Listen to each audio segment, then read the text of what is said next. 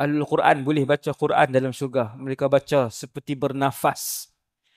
Ahlul Quran. Ketika orang-orang yang pergi ke barzakh, tengok Quran, ni Quran. Orang-orang ahlul Quran pergi ke barzakh. Barzakh bukan akhirat. Barzakh bukan neraka.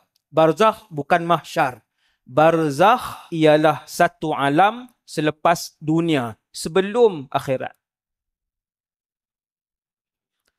Masuk dalam alam barzakh, siapa-siapa pun akan melalui fasa pertama, gelap gelita, sunyi keseorangan. Semua orang lalu. Kamu ulama, kamu doktor, kamu siapa saja, semua lalu. Sunyi.